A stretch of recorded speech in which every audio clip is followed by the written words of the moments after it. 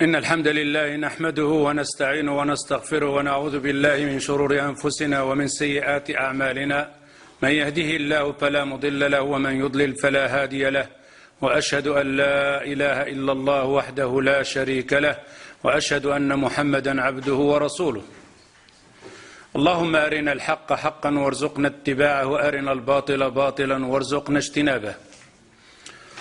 طيب، كما ذكر الأخ سليم حفظه الله بما يتعلق بهذه الجمعية ألا وهي توعية الناس أو تعلم دين الله عز وجل وإلى غير ذلك مما يحتاج المسلم في هذه الدنيا لاستعداده للرحيل ليوم الحساب والجزاء والعطاء.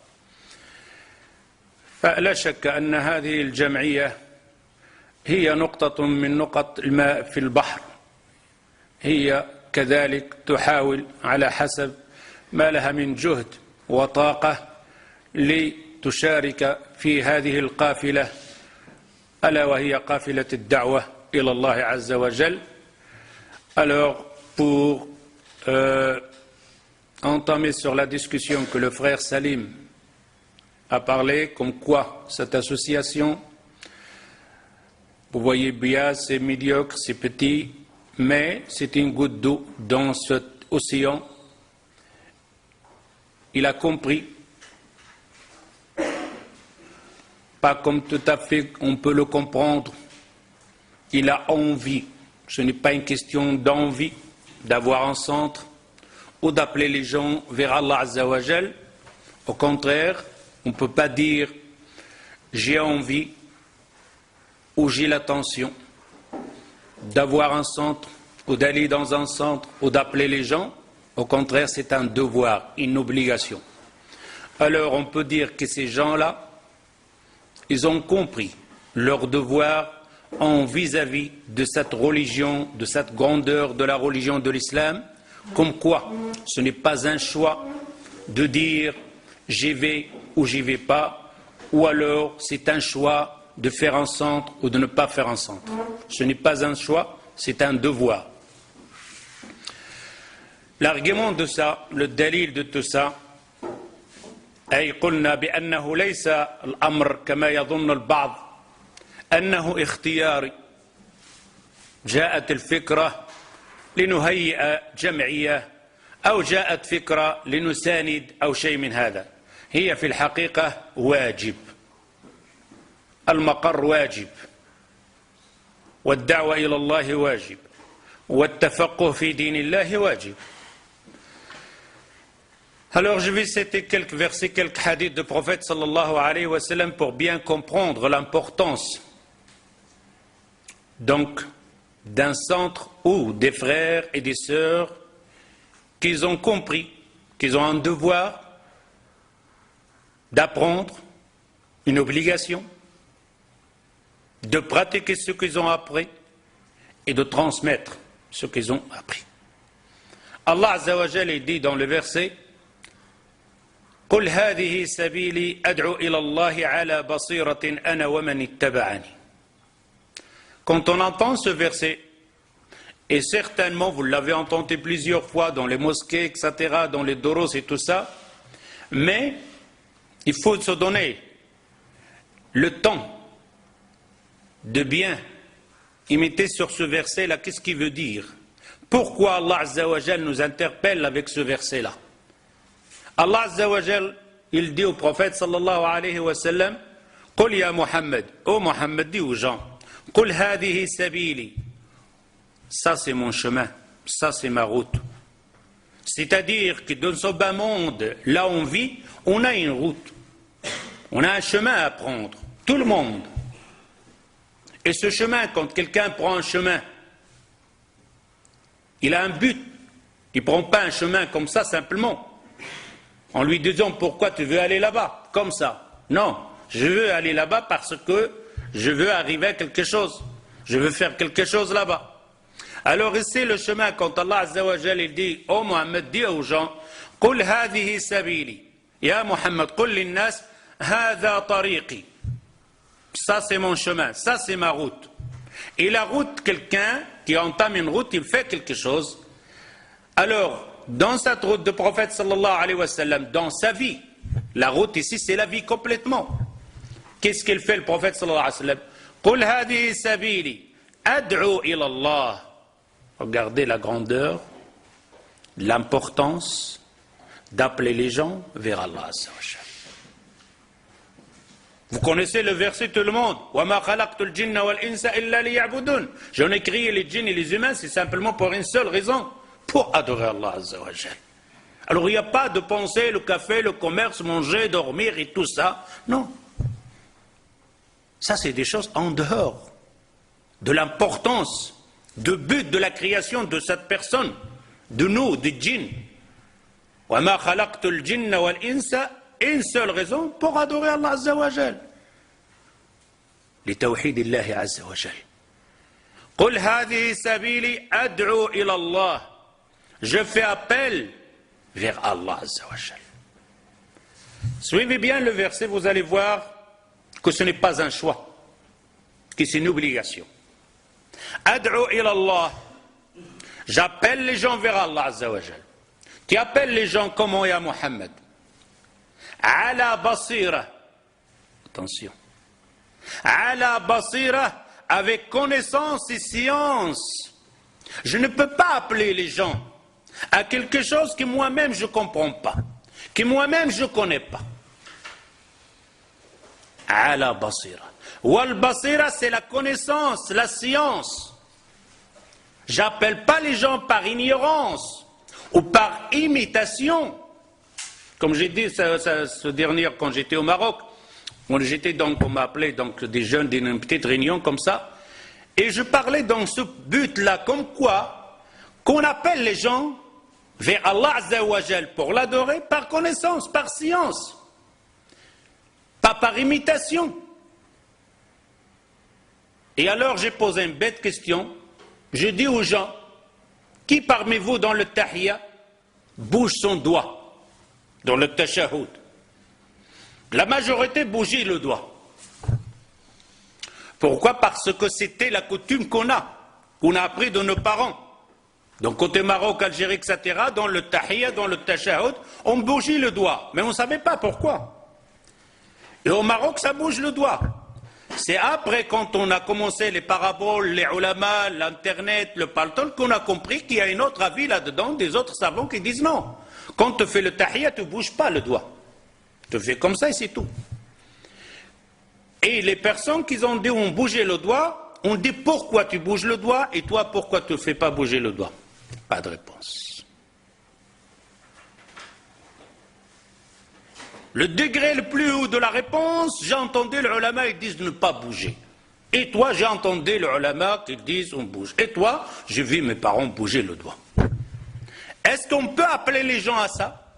Est-ce que cette personne peut appeler les gens de dire bouger le doigt ou ne pas bouger le doigt? Impossible. Pourquoi? Parce que c'est une personne qui imite. Il n'a aucune connaissance. Il n'a aucune science. S'il dit à la personne bouge pas le doigt, tu lui dis pourquoi? Il va te dire j'ai entendu le ulama. Ça a appelé les gens. Les ulama, ce n'est pas un argument, ce n'est pas un dalil. Le shuyukh, ce n'est pas le dalil.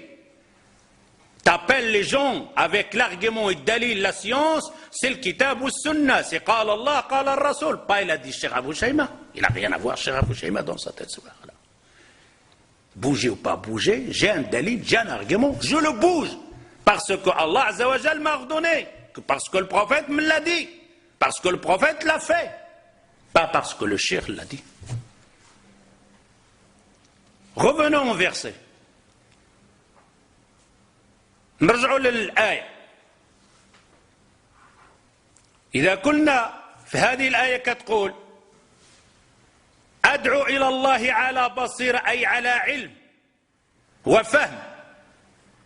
لكن إذا حطيت السؤال كما قلت في المغرب الإنسان في التشهد كيحرك إصبعه ومنهم اللي كيحركش إصبعه. علاش؟ أغلبية الناس ما عارفش علاش. العلم اللي عنده العالي كل شيء هو كيقول كأن سمعت في شريط كيقول ما تحركش الأصبع خلاص. لكن عنده نص من الكتاب والسنة لا. هذا الإنسان يدعو الناس ما يقدرش يدعو الناس، ما يقولش للناس علاش كتحرك، انت ما فهمش علاش كيحرك هذاك وعلاش اخرين قال لك ما تحركش. اذا انت مقلد. Toi, tu imites simplement. Tu ne peux pas appeler les gens vers Allah Azza wa Jal. Alors Allah Azza wa Jal dit dans ce verset-là, Ad'u ila Allah ala basira, ala ilm. Maintenant, si on prend ce verset-là, est-ce que nous autres on peut appeler vers Allah Azza wa Jal? Est-ce qu'on peut faire le da'wa aux gens? La réponse, ça reste, chacun répondra à soi-même quand elle rentre chez lui. De dire, est-ce que je suis apte à appeler les gens vers Allah Azza wa Jal? Faites très attention. Si vous dites non, vous êtes dans un piège. Si vous dites oui, vous êtes dans un piège. Si vous dites oui, on vous dit votre connaissance, votre science. Si vous dites non, ce n'est pas mon affaire, c'est l'affaire des chouyours, on dit comment te fait avec tes enfants. Le cheikh à la maison, c'est qui? C'est pas moi, chez toi. C'est toi le cheikh. C'est toi qui es en train d'éduquer ton fils. C'est toi qui es en train de dire à ton fils comment prier, comment adorer Allah Azza wa Jal. D'ailleurs, on n'a pas besoin d'aller vers ton fils, donc toi-même. Est-ce que tu pries, oui ou non? Hal tusalli am la? Vous priez, oui ou non? Une réponse. Oui? Oui? Vous avez peur? Et vous priez quand même, non? Ça serait grave, hein? Alors, vous priez, oui ou non? Oui. À la basira, oui ou non? Stop. Abu Shaima, tu vas un peu plus loin là. Alors on répond à la question. Vous priez, oui ou non? Oui. Avec connaissance et science? Pas de réponse. Silence. Grave. Khatar. Alors, vous laissez la réponse. La deuxième réponse, vous n'êtes pas obligé de répondre. Laissez ça pour vous. Vous rentrez à la maison. Mais, ne l'oubliez pas cette réponse. ما تنساوش هذا السؤال. هل كتصليو؟ نعم. على بصيرة على علم؟ S'écoute. Alors, inscris cette question. Et rentre à la maison et dire à toi-même, qu'est-ce que je dois faire pour répondre oui? Dans les deux cas. S'il me pose la question, s'il te prie, oui. À la basira, oui. Qu'est-ce que je dois faire? Le centre. Celui-là ou un autre. المهم باش يكون عندك الجواب في جوج. أنا هل تصلي؟ نعم. على بصيرة؟ نعم. Parce que tu auras un problème. Je prie, oui. Par connaissance, je ne sais pas. Mais qu'est-ce que tu fais du culbut là ou quoi? C'est pas du djemba, ça c'est de la prière. Ah mais j'ai vu l'autre à la mosquée, il fait comme ça. Khalas, ça va pas. Le prophète, il te dit bien, Sallu kama ra'aytumuni usalli. Priez comme vous m'avez vu prier. Tu pries comment? Comme le prophète sallallahu alayhi wa sallam. Pas comme l'imam, pas comme Abu Shaima. Je prie comme le prophète. Il prie. Où je trouve ça, cette prière? Ici. S'asseoir. Chercher. À ce moment-là, tu auras cette question et tu peux répondre dans deux fois oui, oui. Et ne pas répondre qu'une fois oui et à la deuxième fois je ne sais pas. Ad'u ila Allah ala basira. Reposez cette question. Tu pries oui ou non? Oui. Tu pries la prière par connaissance, par science? Tu pries la prière du prophète sallallahu alayhi wa sallam? Oui. Si tu ne dis pas oui et que tu es sûr et certain, tu as un problème dans ta prière. Attention. Peut-être le shaitan va vous dire, peut-être il vous le dit déjà maintenant. Ouais, mais ce qui compte, c'est l'attention. Il vous l'a dit déjà? Il vous le dira quand vous allez à la maison. Quand vous ne trouverez pas la réponse, il va vous aider. Et il va vous dire, non, Abou Shayma, il a raison, mais il a oublié une chose, il n'a pas dit. Le cœur, l'intention. J'ai une bonne intention. Fausse. L'attention tout seul ne marche pas. Deux raisons, deux conditions pour que ta prière soit valable. Il doit avoir l'ikhlas, l'intention pour Allah. Deuxième, il doit être comme le prophète sallallahu alayhi wa sallam l'a fait. S'il manque une condition, ta prière n'est pas valable. Et vous connaissez l'histoire, donc le prophète sallallahu alayhi wa sallam, il a dit à ce compagnon, retour, tu n'as pas prié 3 fois. 3 fois, il lui dit, retour, tu n'as pas prié, ta prière, elle est caduque, nulle. 3 fois. Est-ce qu'il n'en avait pas une bonne attention sur ce compagnon de prophète? Il en avait une bonne. واش ما كانش عنده النية الصالحة؟ كان عنده النية الصالحة، ومع ذلك قال له الرسول صلى الله عليه وسلم عد فصلي فإنك لم تصلي. Il a essayé 3 fois et malgré tout la prière n'était nulle. Alors combien parmi nous sa prière est nulle? Combien? Je vais vous dire, oui, mais Allah il est miséricorde. Et le prophète, il n'est pas miséricorde. De dire à cette personne 3 fois, répète, recommence. Il n'y a pas dit le prophète, ma'léché, demain tu feras mieux que ça. Non. Ta prière est nulle, n'est pas acceptée. Combien de gens vont à la mosquée que la prière n'est pas acceptée? Parce qu'il ne s'assoit pas à apprendre. Il ne fait pas l'effort de chercher la prière du prophète sallallahu alayhi wa sallam. Revenons au verset. قل هذه سبيلي أدعو إلى الله على بصيرة أنا ومن اتبعني. Vous avez vu que c'est un devoir, une obligation. أدعو إلى الله على بصيرة. J'appelle les gens vers Allah Azza wa Jal. Premièrement, j'appelle les gens. Ça c'est le prophète sallallahu alayhi wa sallam. قل يا محمد, dis à Mohammed. على بصيرة. Il appelle les gens avec connaissance et science. Lui tout seul, le prophète sallallahu alayhi wa sallam, qui va faire ça? Non. Ana wa man ittaba'ani. Moi et ceux-là qui m'ont suivi. On suit le prophète sallallahu alayhi wa sallam, oui ou non? Encore une question piège out. Abou Shayma, on aurait mieux fait de ne pas venir aujourd'hui. Alors, on suit le prophète sallallahu alayhi wa sallam, oui ou non? Oui? Oui? Ouais. Très faible. Oui ou non? Oui. Alors, on est obligé d'appeler les gens vers Allah, oui ou non? Oui. Ana wa man ittaba'ani. J'appelle les gens, moi, et ceux-là qui m'ont suivi. Et on dit, oh prophète, on te suit. Vous me suivez? Oui. Moi, mon travail, mon but, ma route, c'est d'appeler les gens vers Allah. Nous, c'est Allah, le prophète. On va appeler les gens vers Allah Azza wa Jal.